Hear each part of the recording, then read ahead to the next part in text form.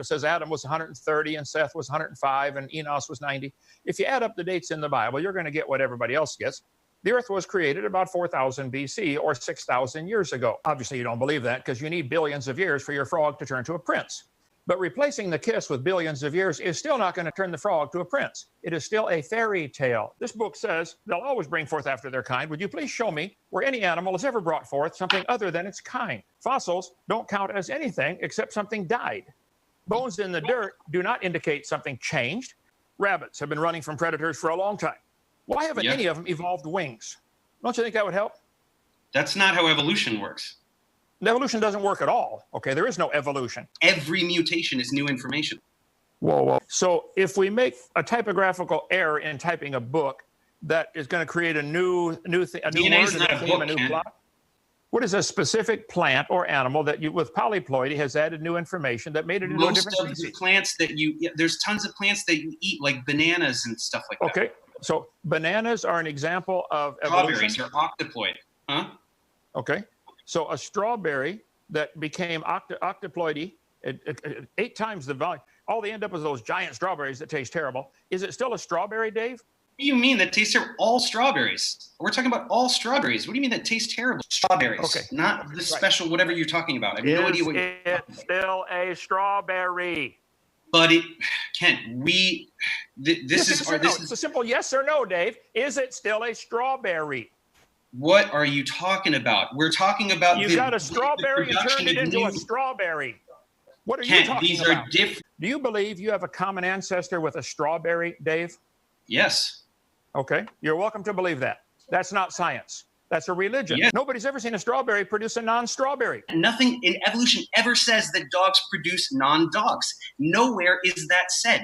Nowhere does evolution say dogs produce non-dogs. Is an amoeba a dog? No. Just yes or no. Okay. Did the dog come from an amoeba? What?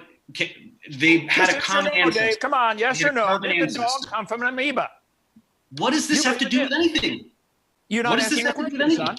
Why didn't the protista keep producing protista? Somehow it produced a human on this chart. Did you not know that there are many protists in the world? Yes. Do you not know that they have lines on this paper connecting the people to the protista?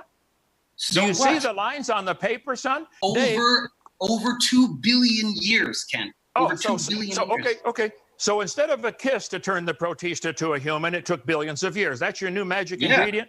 What's wrong with that? If you kiss the protista, it won't do it. But if you wait billions of years, the protista will turn to a human. This chart came from an evolution textbook, and it shows a protista turning to humans, gorillas. They're eukaryotes. They're eukaryotes, Kent. They're all eukaryotes. Did the protista turn to a pine tree and a human? This chart says they did. This is what kids have to learn in school. You do believe a protista became a human and a pine tree. Over 2 billion years. Yeah.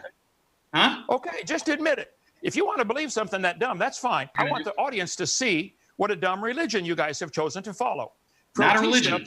Not a religion. It is a religion. You believe. No, there's no moral code. There's no social structure. There's no imagine. Here you go. Put your name on right here. Okay. Put your name on right here. You imagine that over millions, billions of years, the protista could turn to a pine tree and a human. That's what the charts show, and that's my objection. This chart shows the protista becoming slowly over billions of years through gradual mutations, through random chance mutations. The protista turned into a pine tree, a human, a horse, a gorilla, a dinosaur, a shark, and a starfish. And you believe this stuff, don't you? You believe that, don't you? Okay. Yeah. Listen, Dave, you are welcome to believe that, but this is a religious belief. This is not science. No, you say that a fossil, there's no proof that it reproduced or anything like this. That's your true, right? Isn't it? Why does that matter? Kent, if a human being dies, Kent, let me say what I'm going to say, because I'm demonstrating to you that you have no idea what you're talking about. If a human being dies without having reproduced, does the entire human species go extinct? No. So what are you talking about? That organism doesn't have to have reproduced. It is a member of some species, a population. That one died and we found it. So what? Okay, wonderful. That's great. This chart shows a protista producing a human. We don't see protista produce anything other than protista today. But you think a fossil protista could do it.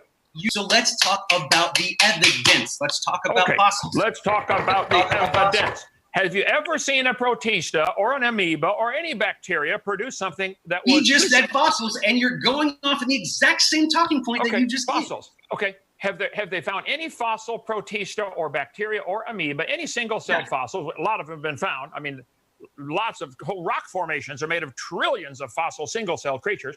Have they ever found any of them with evidence of new information like a leg or a wing or an arm or an eyeball? Bacteria don't have those things. They're not multicellular organisms. So what you're saying has nothing to do with anything whatsoever. But the chart shows they became multicellular organisms, and you think this happened. They drew a line on paper. Right. Over many millions of years, new species came about. You're the one lying to children saying we all came from an amoeba or a single-celled creature. Slowly, I didn't say amoeba. You're lying to the children, Dave. You're teaching a dumb religion of evolution. Has anybody in any laboratory ever seen or produced, even with all the chemical brains and chemical chemists in the world, have they ever been able to make life today? Or did it only happen long ago and far away in the imagination? Where do we see it today? Craig Venter did create synthetic life. He did. Is Craig Venter a pretty intelligent scientist? Seems like it to me. Okay. So if an intelligent scientist created life, wouldn't that prove it takes intelligence to make life? Oh, very clever. I see your argument. So you're sort of saying, you finally see one. There's hope, folks. There's hope. You finally see one. So you're saying you're basically setting up a situation where nobody could ever demonstrate the validity of abiogenesis because you're going to say that it will always require intelligent design. Well, sorry, that has nothing to do with anything. That doesn't demonstrate that abiogenesis did not occur. It demonstrates the whole point. Nobody sees it happen without intelligent input.